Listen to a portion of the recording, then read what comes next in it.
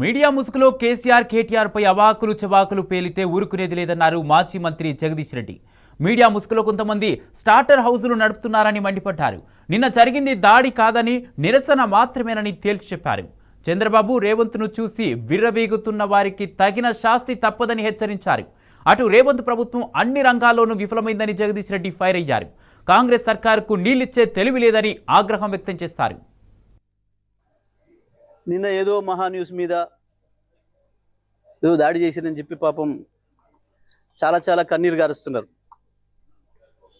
చంద్రబాబు నాయుడు గారు, వారి మంత్రివర్గ సహచరులు, ఇక్కడ వారి శిష్యులు, వారి శిష్యవర్గం మంత్రివర్గ సహచరులు. కానీ మేము ఒకటి చాలా స్పష్టంగా చెప్పదలుచుకున్నాం. ఇక్కడ కొన్ని మీడియా హౌజులు కావు, మీడియా పేరు అడ్డం పెట్టుకొని స్లాటర్ హౌజులు నడుపుతున్నారు. స్లాటర్ హౌజులు నడుపుతున్నారు. ఇవి మీడియా హౌజులు కావు, స్లాటర్ హౌజులు. కొన్ని 2-3 స్లాటర్ హౌజులు ఉన్నాయి. కేసీఆర్ని ఎట్లా చంపాలి, కేటీఆర్ని ఎట్లా చంపాలి వ్యక్తిత్వాన్ని అని చెప్పి అదే పనిగా దాడులు చేస్తున్నారు. నిజమే, మీ చేతుల్లో ఆయుధాలతో మీరు దాడి చేద్దామని అనుకుంటే లక్షలాది మంది కేసీఆర్ అభిమానులు చూస్తూ కూర్చోరు. వాళ్ళ చేతుల్లో ఉన్న ఆయుధాలకు వాళ్ళు కూడా పని చెప్తారు. నిన్న జరిగింది దాడి కాదు, నిరసన మాత్రమే. నేను దాడి మొదలు పెడితే అట్లా ఉండదు. కానీ మొదలు పెట్టమని మాత్రం అనుకోకండిగా, మొదలు పెట్టమని అనుకోకండిగా. మా సహనానికి కూడా పరీక్ష అయిపోయింది.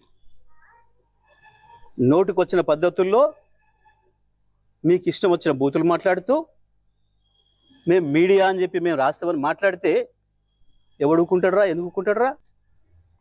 ఇప్పటికైనా నేను చెప్తున్నా, మహాన్యూస్ యాజమాన్యం వెంటనే కేసీఆర్కు కేటీఆర్కు క్షమాపణలు చెప్పాలి, చెంపలేసుకోవాలి.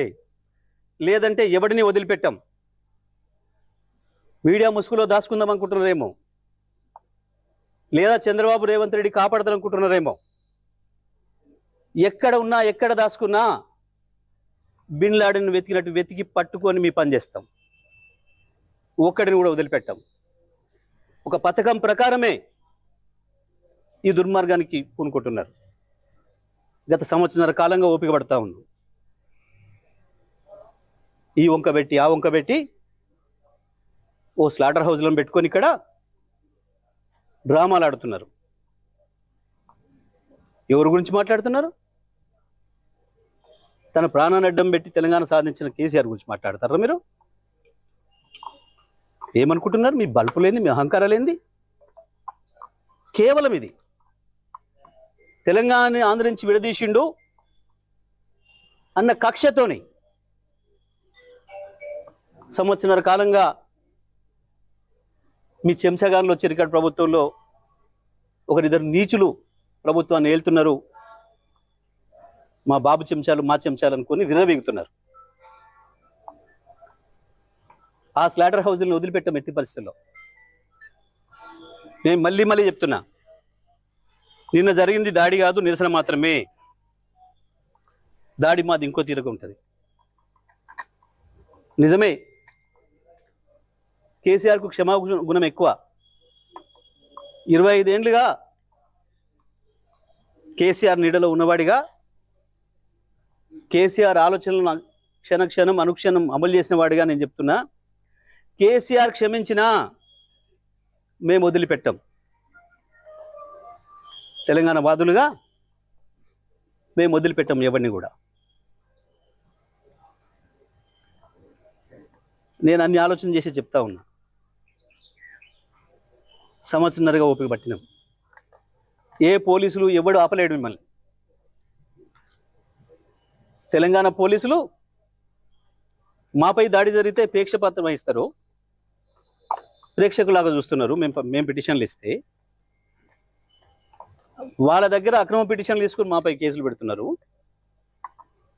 దీనికి ఏదో భయపడతాం అనుకుంటున్నారు. దానికి భయపడడానికి లేం.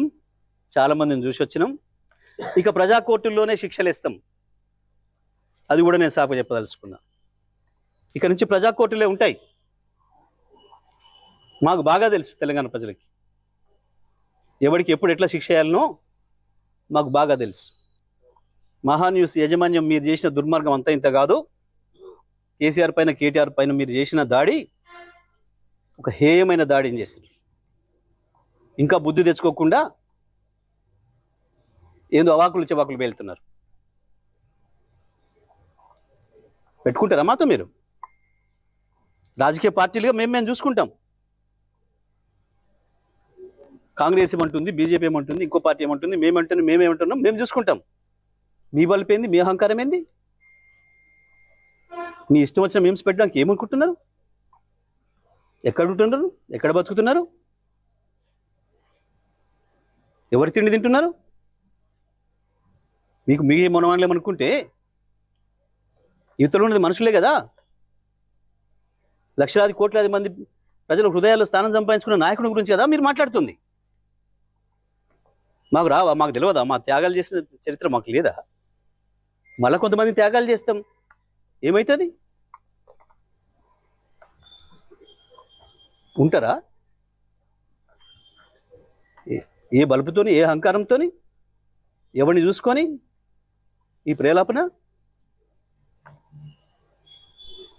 ఒక్కొక్క అక్షరం రాసే ముందు ఎంత జాగ్రత్తగా ఉండాలి, ఒక పదం మాట్లాడే ముందు ఎంత జాగ్రత్తగా ఉండాలి. కేసీఆర్ మీద, కేటీఆర్ మీద మీరు నిన్న మొన్న చేస్తున్నది ఏంది? నీది మీడియానా?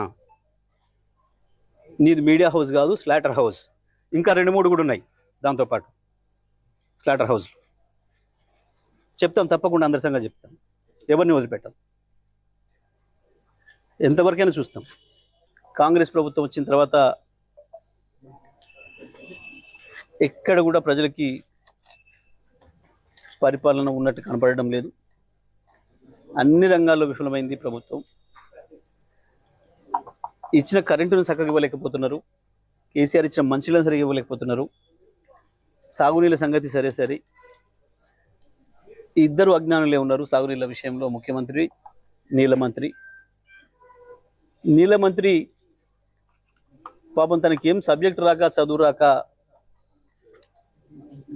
ప్రతిరోజు కేసీఆర్ని తిట్టడం మాత్రమే పనిగా పెట్టుకున్నాడు. కాళేశ్వరం కట్టి నీళ్ళు ఇక్కడి దాకా తీసుకొచ్చి నీ నియోజకవర్గాన్ని కూడా ఇచ్చినాం ఉత్తమ్ కుమార్ రెడ్డి. నువ్వు సోయి లేకుండా మాట్లాడుతున్నావు, అవగాహన లేకుండా మాట్లాడుతున్నావు. అవగాహన పెంచుకొని మాట్లాడు. ప్రతి ప్రాజెక్టు కాడికి పోయి కేసీఆర్ని తిట్టడం, కేసీఆర్ మీద ఏడిస్తే సరిపోదు. ప్రజలకు నీళ్ళు కావాలి. నీకు అన్నిలతో పని లేదు. వాడు వెనకట బాగా చదువుకుంటున్నా కొడుకు బాగా చదువుకుంటూ బడికి పంపిస్తే అని చెప్పి పక్కింటి ఉత్తరం వస్తే చదవమంటే ఉత్తరం పట్టుకొని ఏడ్చిండట వాడు. ఎందుకంటే ఏం చదవాలను రాక. నీ పని కూడా గట్టనే ఉన్నది. ఉత్తరం చదువురాక ఏడ్చిన బాపుద లెక్క మాట్లాడుతున్నావు తప్ప. ఇవాళ సూర్యాపేట జిల్లాలో కరువు పరిస్థితులు కనబడుతూ ఉన్నాయి. వేసిన విత్తనాలు పోయినాయి. ఇప్పటికి 2 సార్లు 3 సార్లు విత్తనాలు, పత్తి విత్తనాలు నాటుతున్నారు. రైతాంగం అప్పుల పాలు అవుతున్నారు. వరి నార్లు పోయినాయి.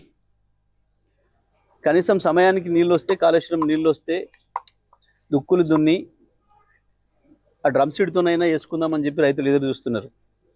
కానీ నీ మాటల్ని చూస్తే నువ్వు నీళ్ళు తెచ్చే పరిస్థితులు కనబడతలేవు. ఏమన్నంటే ఎన్డీఏసీ అదో పనికి మాలిన చర్చ. ఎన్డీఏసీ అవసరం లేదు మనకు.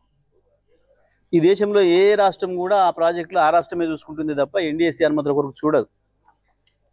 ఆంధ్రప్రదేశ్ చరిత్రలో కూడా ఏ ఒక్కరోజు ఎన్డీఏసీ అనే మాట ఎవరు వినలే. ఎన్డీఏసీ పేరు కూడా ఎవరో తెలియదు. కేవలం నువ్వు, నీ ముఖ్యమంత్రి రేవంత్ రెడ్డి ప్రచారం చేసుడు తప్ప ఎన్డీఏసీని ఎవరు పట్టించుకోడు దేకడు. మీ రాజకీయ డ్రామాలు ఆపి కన్నెపల్లి పంప్ హౌస్ ప్రారంభం చేసి సూర్యాపేట జిల్లా రైతాంగానికి నీళ్ళు ఇవ్వాలని చెప్పి నేను డిమాండ్ చేస్తా ఉన్నాను.